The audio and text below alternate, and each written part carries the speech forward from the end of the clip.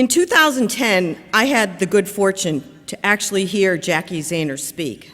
So I was delighted when she accepted our invitation to be our keynote today. She is a leading authority on gender-based investing and the inaugural CEO of Women Moving Millions. And many of you know that I'm a co-founder of the Center for Women in Enterprise and focus on women's economic development, so I'm thrilled. Jacki believes that narrowing the gender gap is good for business, good for economic growth, and good for everyone. Jacki's thinking and work is very much aligned with the mission of the Boston Club, what we do every day and we strive to achieve. Today, Jacki will talk about how we can put actions, large and small, in play to actually start to shrink that gender gap. So please help me welcome Jacki Zehner.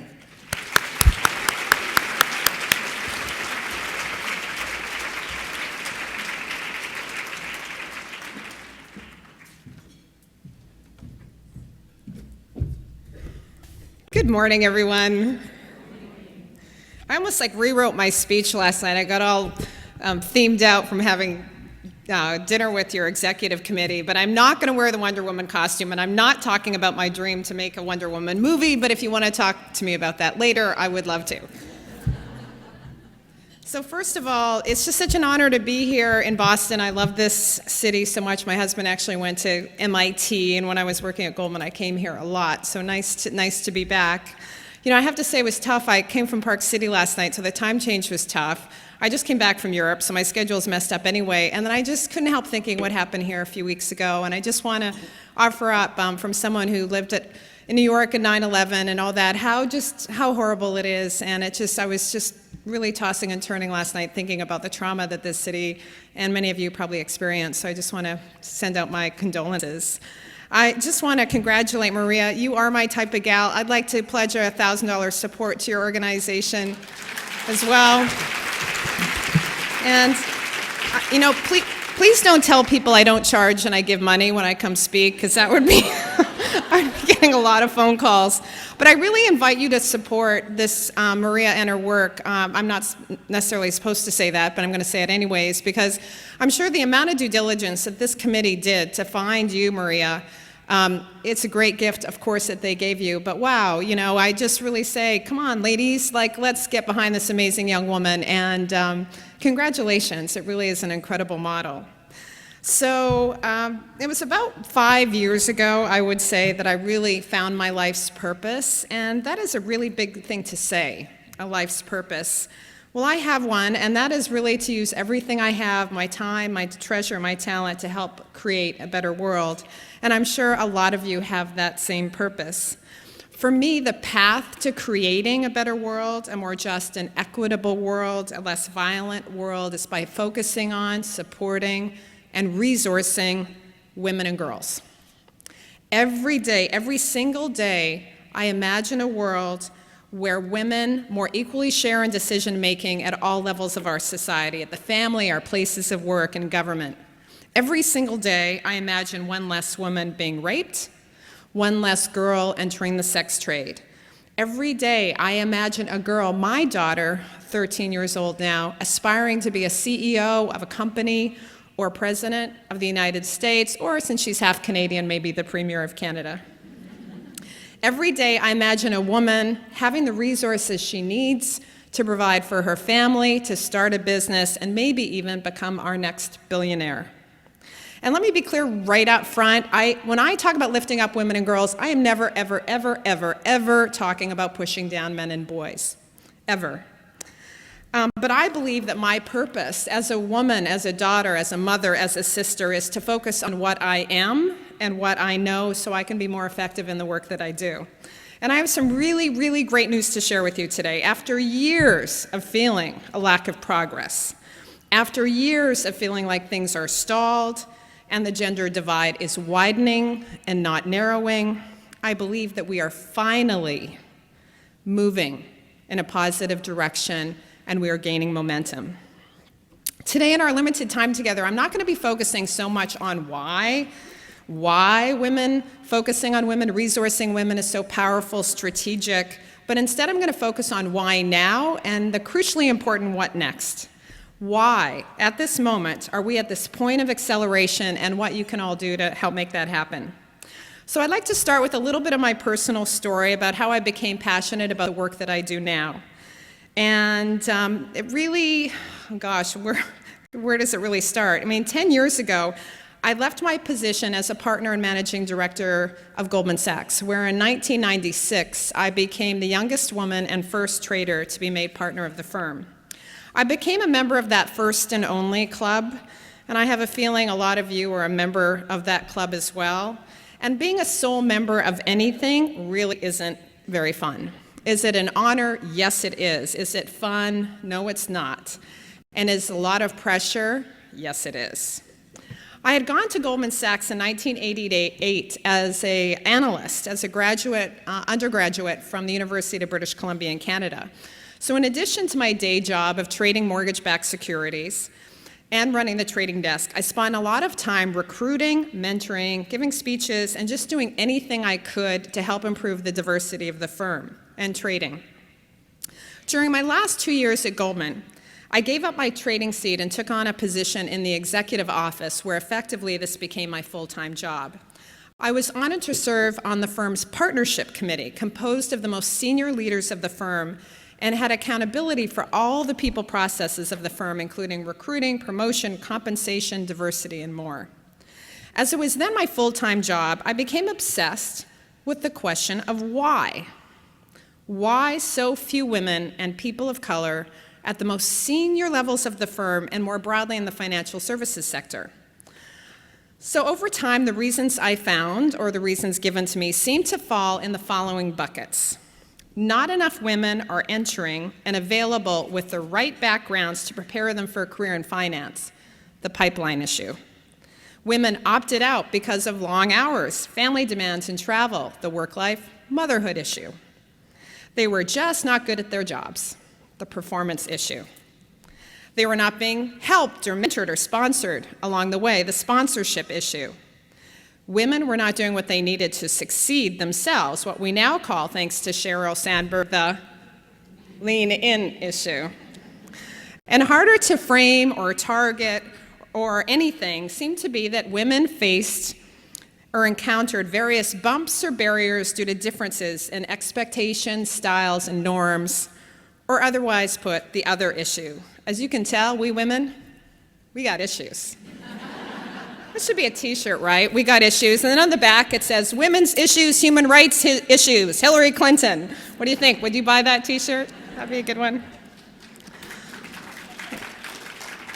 The language itself was part of the problem. Dealing with women's issues framed diversity as a problem that needed to be solved rather than an opportunity that needed to be embraced and empowered.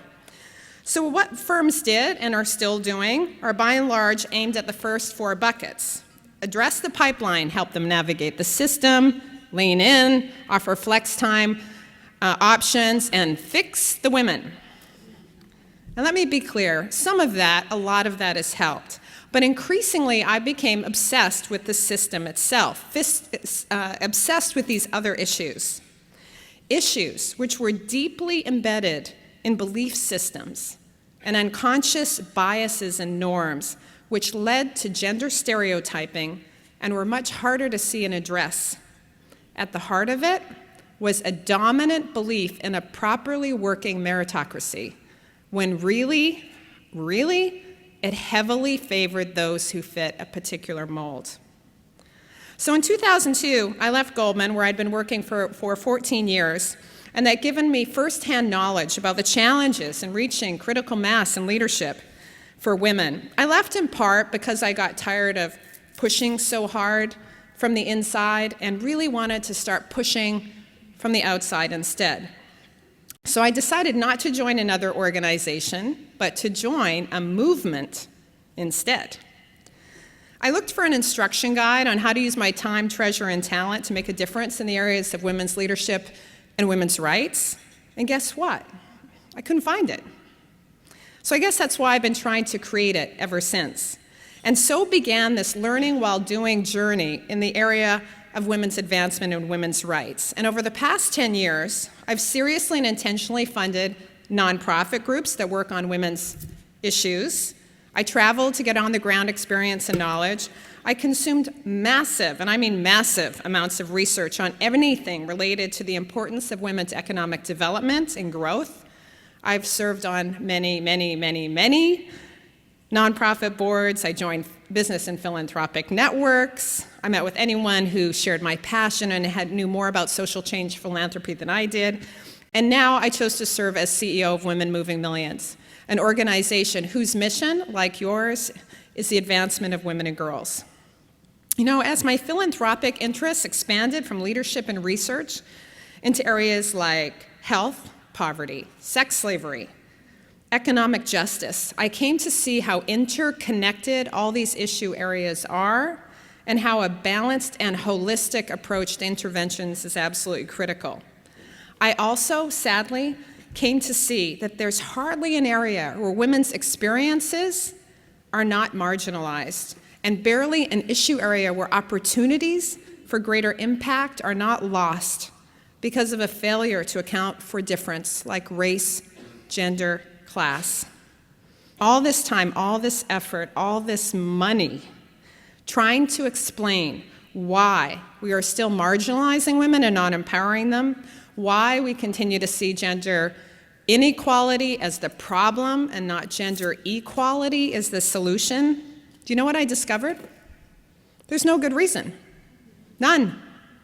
There is no good reason that we should accept to explain why the world is the way it is and why women and girls are not, at this moment in our world's history, and especially in this country, not more fully and equally and proportionately represented at decision-making tables at every level of society. There is no good reason why women and girls do not have the access to the education, the opportunities, and the resources they need to thrive. There is no good reason why we are not rising up together, men and women, to really end the extraordinary levels of violence against women and in the world in general. There is no good reason we are not using our power, ladies, our power, to create the world we want to live in and the one we want to leave for our children. No good reason. In fact, there is an enormous body of compelling evidence and research that when gender gaps in political empowerment, economic participation and opportunity, health and survival, and educational attainment are narrowed, everyone benefits. The World Economic Forum, Deloitte, Ernst & Young, Accenture, Booz Allen, the World Bank, Goldman Sachs have all done in-depth research proving that this is true. Now, usually I have this great slide that shows all these research reports, and then you ooh and ah. So can you just ooh and ah for me, like, wow, I didn't know that. Wow, ooh. Okay, thank you. Visuals help, right? I usually have jokes up there, too. But I'm going to improvise later. I'll surprise you. If we can agree on this, accept this, own this, then I so hope we can move boldly past needing to make the why women case, which includes the business case, the economic case, the moral case for women and girls, and instead focus on just doing it. It is really time for the case of why women to be closed. So why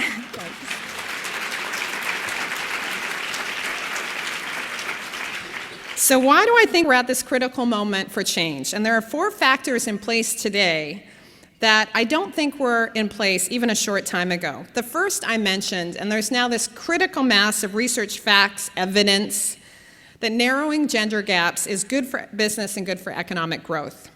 This credible research is driving greater investment, both private and philanthropically, in changing public policy. For example, many countries have leveraged the research around the benefits of diversity in decision-making to support quotas for women on corporate boards of directors. Another example can be taken from my old firm, Goldman Sachs, who took to heart the research that they did regarding women's economic empowerment as being key to economic growth, safety, and security, and set up their 10,000 Women Initiative, a 5-year investment to provide underserved female entrepreneurs around the world with a business education. Research matters. It has really helped. My second reason is that it's no longer only women who are standing up for women's rights, but increasingly men, wonderful men. Thank you for being in the room today, men, for being right there with us. There are 5. I think I counted them. Yay, over there, I see you. There are getting to be many more male champion leaders, and I truly value that. And I simply must call out, I know he's not here, but he's here with us in spirit, Joe Keefe, who is the chief executive of PAC's World Funds and whose advisory board I'm honored to serve on. I know Kathleen McQuiggan is here today, and Joe is such a champion for women in your community, and I just want to thank him. And just yesterday, new news, I was like feverishly writing that op-ed last night, Warren Buffett came out with an article in Fortune magazine that says he's bullish on women. Go, Warren! I'm going to leverage that one, I'm going to tell you. Together, we must end the framing that puts women's gains at the expense of men's. This is not a competition, this is our world. The whole end of men, man down thing, not only do I not agree with it, it is damaging and hurtful and will get us nowhere. Greater gender equality will never be achieved without the support and endorsement and love of a critical mass of men. So thank you, Joe Keefe in spirit. Thank you, Mr. Buffett. I'm going to track you down. And other male leaders who invite men to get on board. So the third big influence is technology. We are now better able to share information, connect, organize, mobilize more effectively and deliberately than ever in the history of the world. It is democratizing power. It is also dramatically increasing the level of accountability individuals, companies should feel, celebrate, and also fear. Have you heard of Ultraviolet? Ultraviolet. It's a nonprofit organization founded only 1 year ago, which is now a community of almost 400,000 women and men in every state taking action daily to create a cost for sexism, and as they like to say, equality at a higher frequency. I like that. Here are a couple examples of their recent campaigns. Due to over 100,000 signatures, they motivated Reebok to drop their sponsorship of rapper Rick Ross, whose newly released single was about drugging and raping a woman. They mobilized a similar number of members in support of the Violence Against Women Act. And when Rush Limbaugh called a Georgetown grad student a slut, dozens of times on national radio after she testified in favor of insurance coverage for birth control, Ultraviolet demanded accountability, and 140 of his advertisers pulled out. That is power shifted.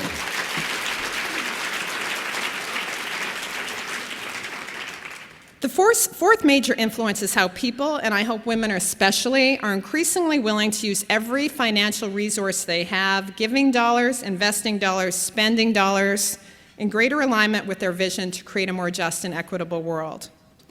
This shift in our collective values and beliefs, based on evidence, the engagement of men in gender equity issues, new mobilizing technologies, and the trend towards using all our resources for greater social impact, I think are going to propel this movement to previously uncharted territory. So if that makes sense to you, then what next? What might we do to accelerate this change? First, well actually first, second, and third, it has to be about money, but fourth and fifth will be about something else. So money. As far as I know, you can only do 3 things with money. You can invest it to make more money, you can give it away, and you can buy things. Though I did say that to a hedge fund manager who's done very well, and he's like, I like to roll around naked in my money. I'm like, that's gross, I don't like you anymore, and I'm only using credit cards. So the first thing we can do with our money is to use our investment dollars in more strategic and inclusive ways. Now, I came from Goldman Sachs, and thus I was in the business of money, like many of you are, and I fully realized that the vast majority of money will seek maximum expected, let's talk about that later, financial return, period, end of story. Speaking of Goldman, do you want to hear a Goldman Sachs joke? I can say that now that I've been gone over 10 years.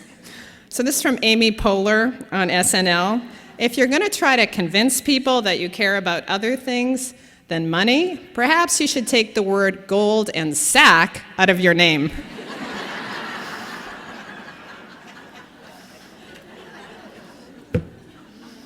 So where was I? Okay, using our investment dollars more intentionally.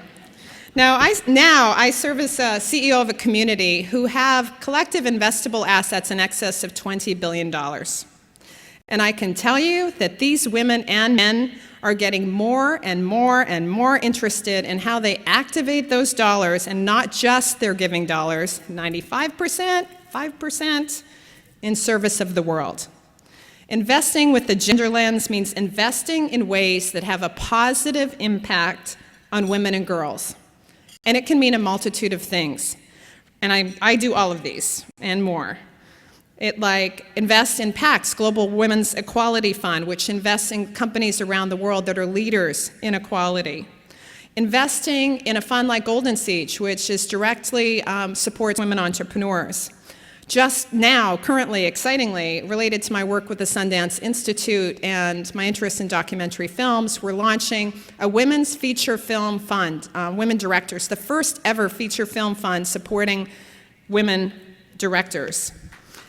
Oh, thanks. But you can also choose financial services firms that have an internal commitment to workforce diversity and women's leadership. Ask the question, how many women do you have on your boards? How many women are there in senior management? Think about these questions before you choose to buy their product or services. Thanks. This is an area, you can stop clapping, I feel loved. I'm good now. I was insecure, but now I'm okay. I'm like, you laughed twice. I heard that's a home run, so we're good.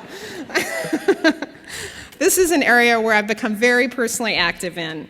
And I just want to shout out to Jacki Vanderbrug, who's here today, one of truly the country, if not the world's, leading experts in gender lens investing. So Jacki, wave, give a wave, there she is. Okay, now I'm like, oh my gosh, we have to go, no time for Q&A. Okay, I'll be fast.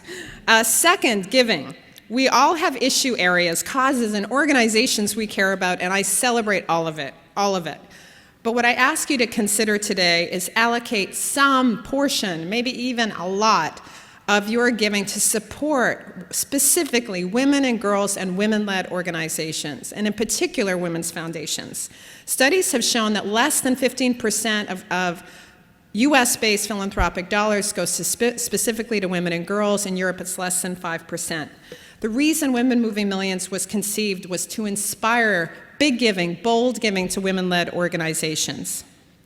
So whether it be philanthropically or respect to investment capital, we have to end together the capital punishment that women experience in trying to get access to money and resources. Third, spend and consume, but do it wisely and intentionally. What we buy and whom we buy it from are some of the most important decisions we make every single day. Every dollar we take from our hand, well, credit card, to someone else's hand is a shift in financial power. One of my favorite quotes is Gloria Felt's quote from her book, Power No Excuses. Power unused is power useless. And ladies, we have so much unused power, it makes me crazy. Thanks. So you've likely read one of the many articles or books about women's current or growing consumer purchasing power, and Harvard Business Review article called The Female Economy said women control $20 trillion of global consumer spending. Yet what we have yet to really see, and there are hints that it is coming, is for women and men alike to use that power in greater alignment with their vision and values. Purchasing with a gender lens means the same thing as with an investment, being intentional and mindful in terms of what you buy and whom you buy it from, so to have a positive impact on women and girls. This can, again, mean a multitude of things, from buying this gorgeous bracelet or necklace from a company called Same Sky, founded by Francine Lafrac, one of our members. This jewelry is made by women living with HIV/AIDS in Africa, to not buying from retail outlets like Quicksilver or Urban Outfitters that have no women on their boards, or not eating at places like, sorry, I don't eat there anyway, Burger King or Cheesecake Factory, which again, no women on their boards. And oppositely, consciously, and let them know, go shopping there and say, I love your store. One of the reasons is thank you, you have a critical mass of women on your boards of directors. Nordstrom, Coach, Macy's, and many others that you can find. Tools like EDGE, a global assessment methodology and certification for gender equality in the workplace, or the soon-to-be app, thank you, Mally, by Women on Boards 2020, which tells you the corporate board makeup of our largest companies, are going to make it easier and easier and easier for us to make informed decisions on whom we are transferring our financial power to. Our use of financial rewards, we buy stuff from you, and our financial consequences, we don't buy stuff from you, are the most underused tools we have to create the world that we want to live in and a more gender-balanced world. Fourth, if we want to support difference, level the playing field, and give greater access to those outside the power structure, whatever that power structure must be, we must be more self-aware. What I learned at Goldman Sachs is that the more senior you are, the more power you have, the more right you think you are all the time, and the less likely people are to tell you when you're not.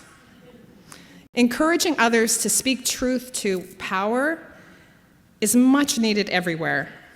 And lastly, perhaps the greatest tool we have to change the world are our stories.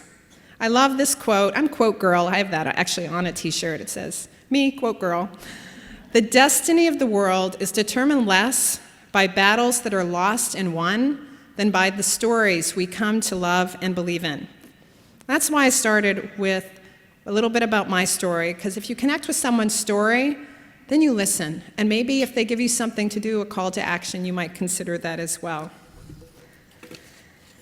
I was going to tell a story, but I went really long today, so I'm going to end with a joke instead.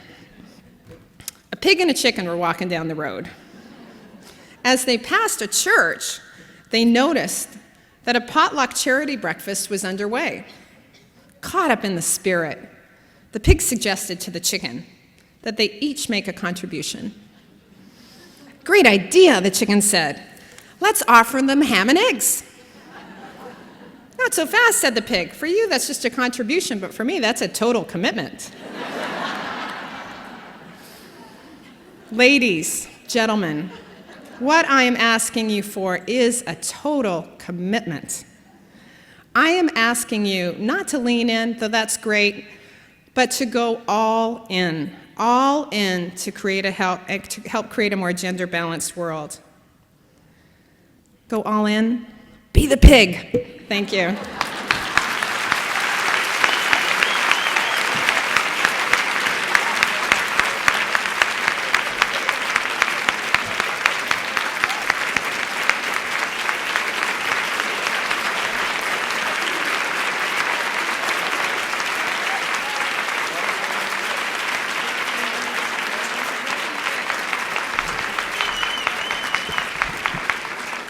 We're running a bit late, but we really do want to have some Q&A. So if anybody has a question, let's hear it. Right here.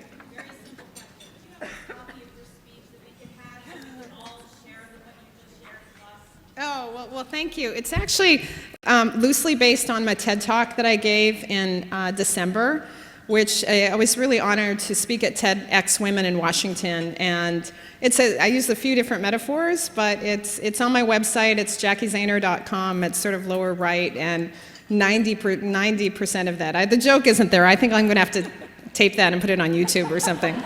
It's so hard to find philanthropy jokes. Can I tell you how long I spent going, are you kidding me? That's a good one, though, right? Yeah. Questions? Right here. Right here. Oh, someone right there? No? Right there. I don't see him. Joanne. By the mic. Right here. Yeah. Hi.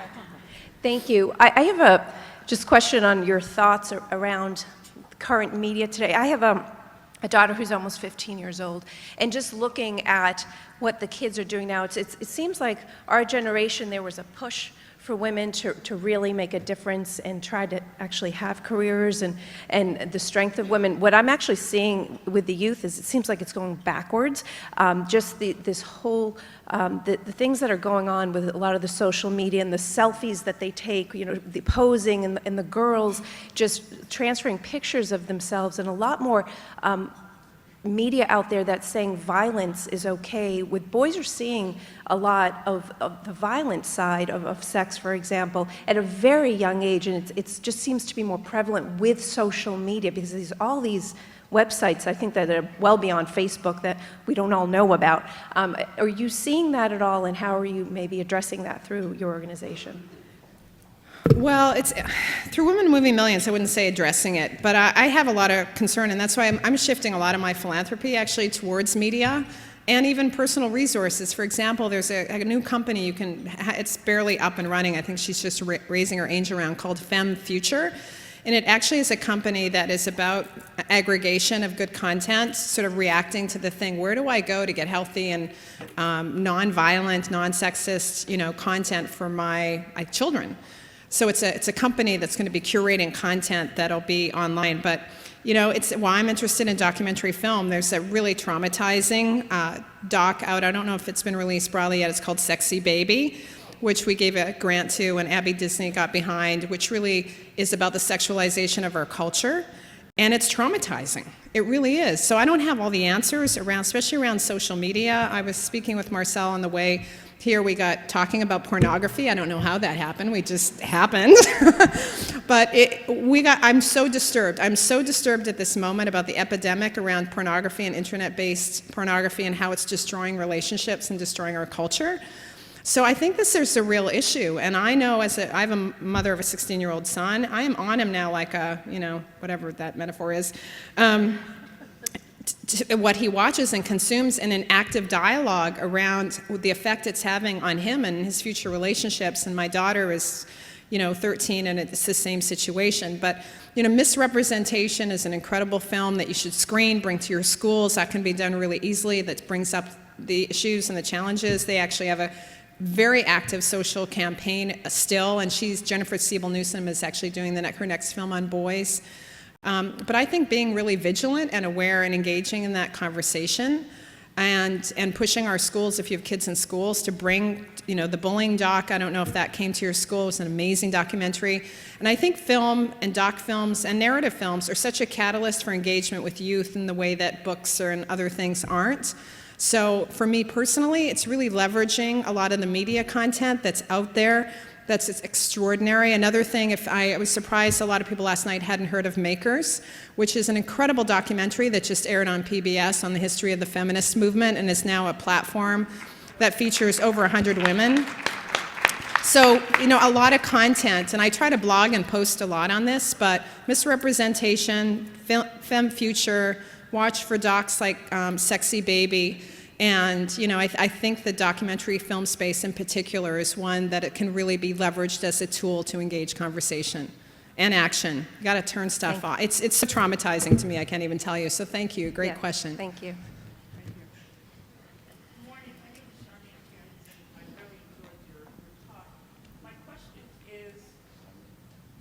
Good morning. Morning. Oh, that works. So my question is, what are some suggestions you have in terms of how we can engage girls in the area of philanthropy when they're young? Because many of them look to the Kim Kardashians of the world, the Beyoncés of the world, and it's largely about fashion and buying things. But if we're to change the culture of philanthropy, how do we begin to engage girls at a very young age in philanthropy? Well, thank you. I think of girls and boys in terms of, engagement, but oh gosh, so many things come to mind. First of all, I think it starts with, oftentimes your family and your places of worship are just a great conduit to thinking about how you're serving the world. One of my favorite books that I found very approachable in terms of, especially with young teenager kids, is Kathy LeMay's The Generosity Plan, which is sort of how do I create a plan for social action that becomes your very own. UNICEF has a great campaign too called Girl Up, and I think there are so many organizations. Spark is another one based in New York and that's a great TED Talk, by the way, to watch with young people. It's these two 17-year-old girls that started an organization to really take on the perceptions around media, and they stopped 17 magazine from photoshopping, and it's just incredible. But I think some of the tools, I mean, again, I just think of what I do with my kids, talk a lot about the work that you do and how you serve and why you serve, give them tools like Kathy LeMay's book that really gets them thinking about, yeah, you don't have to have $1 billion to be a philanthropist. If you do something nice and serve humanity, that makes you that philanthropist. So that's another great t-shirt. We should get all our things, or I'm a philanthropist t-shirts, because I think the framing that you have to be $1 billion to make a difference is just really damaging to our culture as well. So yeah, I guess some of that, and just get them to volunteer, and the thing that makes me crazy about our school is I get annoyed about sort of check the box community service. I get it, and I think it's important, but I also think, okay, I really push our school to go a little deeper than that. But yeah, I guess it's a lot of hands-on, and Girls Inc. and Girl Scouts actually all have incredible programs around this, so I'm a big fan of theirs as well. I hope that was helpful. Good morning. I think it was Madeleine Albright who said that there's a special place in hell for women who don't support other women, and which I'm wondering, here is a fabulous organization where we do support other women. In the real world, I don't necessarily find that. How do we, as women leaders, encourage young women to support other women in the real world? Do you have any answers for that? Yeah, I love that quote, actually. I actually, how did it come up? There was like some op-ed, I feel like I'm always reacting to stuff that happens in the media, and then I'm like, have a life, I have things to do, and then I'm like, damn, I have to start up and write a blog post about that. But I got really fired up. Something came out, was some article about this, and I wrote a blog entry about this one experience I had at Goldman with this woman. It was just the worst, and not surprisingly, I think it was the highest read blog post I've done in a very, very long time. And I agree with you, it does make me crazy. I think you probably have a lot of advice. I'm not saying I'm the expert on this, but I think it's really tough. I mean, I can't even imagine, it's unfathomable to me how women don't support other women.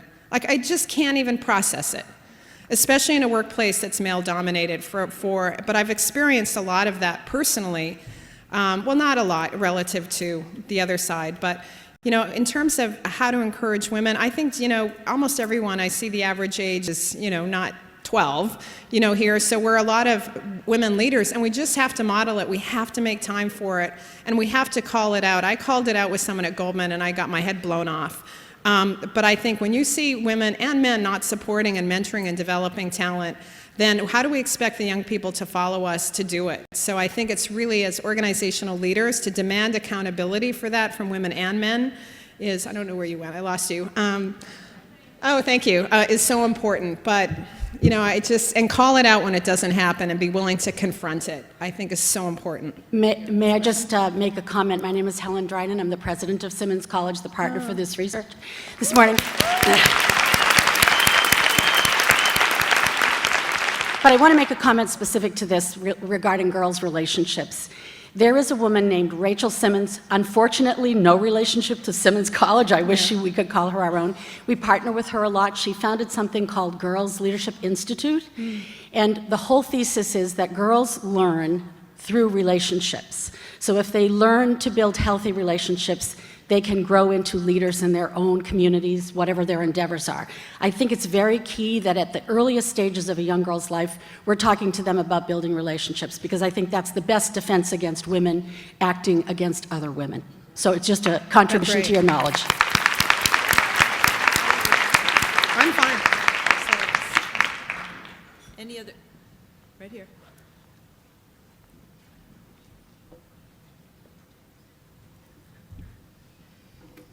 Hi, I enjoyed your speech. My name is Atsuko Fish, first-generation American, Japanese origin. And when I first came, I had a difficult time to find a job, but somehow I got a good job. But there was no Asian American female role model there, and I had a difficult time. But when I look around, there was no role model of also just female, not Asian American, female model. And then when you work in very well, male subordinate or boss, they helping you.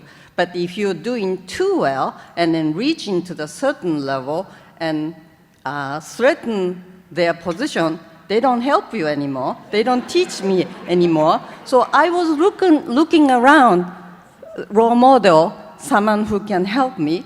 But boys has a sort of, men has a boys and club, and they all help each other. But there are women, but they don't have a sort of same kind of niche or club helping each other, promote each other. Actually, on the contrary, women tend to be behind talking and then not helping each other. So what do you, with your experience in Goldman Sachs or many, how do you solve those issues? You were talking about a lot of women's issue, but this is, I think, it's a big issue. And what kind of solution you can suggest? Oh, gosh. That's a big question. Okay, let's just, get comfortable. We're going to be here a long time. Cancel your plans, get out your phones. No, look, this is one of my frustrations at Goldman.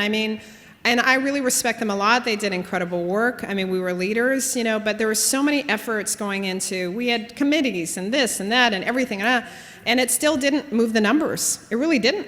It's like we've been stalled out for 10 years. So, I really think that's a really big question. I did some diversity consulting actually for a little bit for one company. I usually don't do it, but PIMCO asked me, and I'm like, okay, because I thought that was fascinating to go and talk to leadership at I think the world's largest asset manager.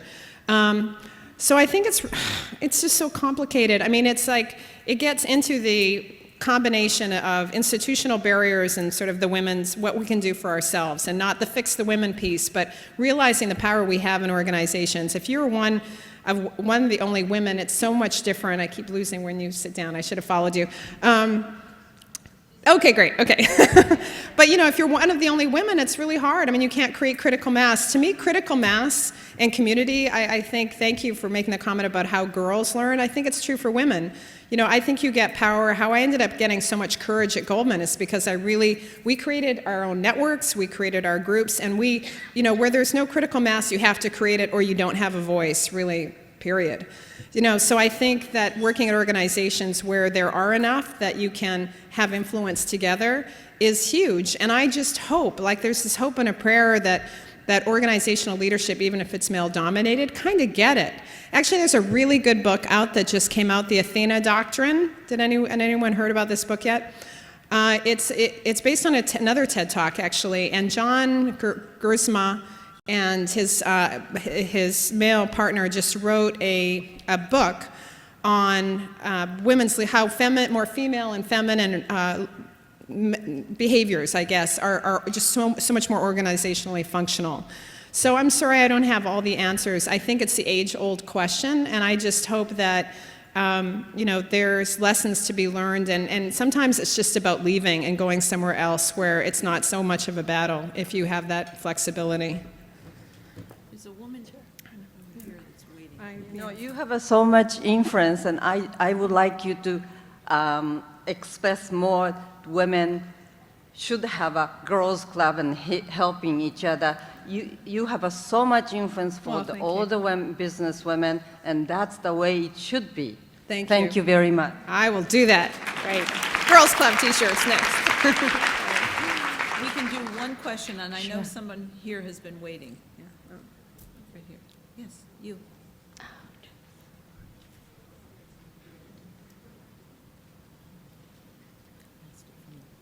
Hi, Jackie.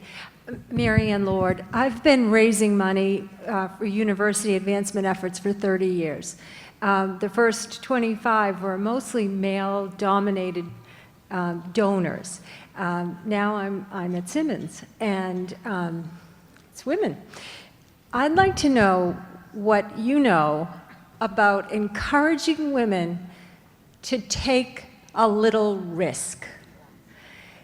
To see an institution or a movement or something that they want to really transform and take that one step to do that transformation. It's something that I've seen men do for years, and it's very hard to get women to do it.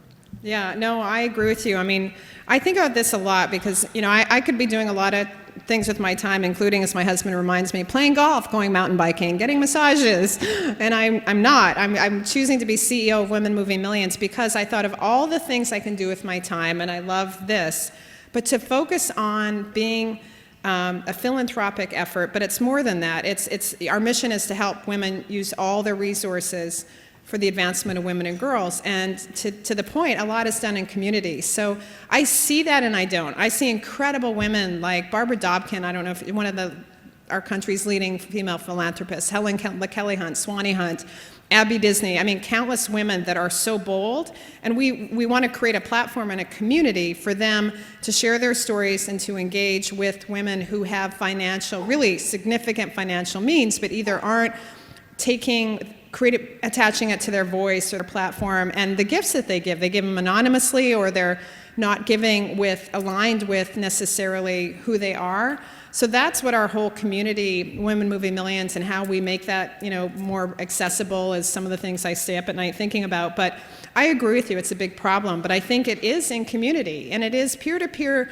Studies have shown, I just joined the board of the Indiana University Women's Philanthropic Institute, but Ellen, I know that name changed, and I'm going to get in trouble for that.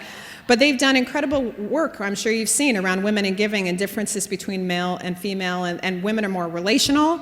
They usually start with volunteering. Interesting, they're less loyal as philanthropists to the organizations that they serve. They demand more information. I mean, so it's part acknowledging that there are tendencies, but I think for me, and where I've grown as a person and as a philanthropist, and I've seen it for now, we have almost 200 members. I've seen how someone came into our community and said, you know, I don't know anything, and I just write a couple checks. And now, like, they're pounding the table and giving speeches and, you know, telling their husbands to go make more money so they can go give it away.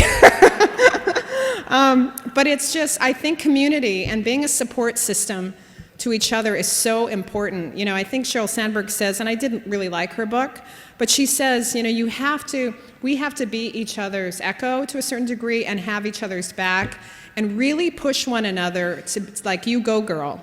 And I surround myself with you go girl people because this work is exhausting and the world's exhausting.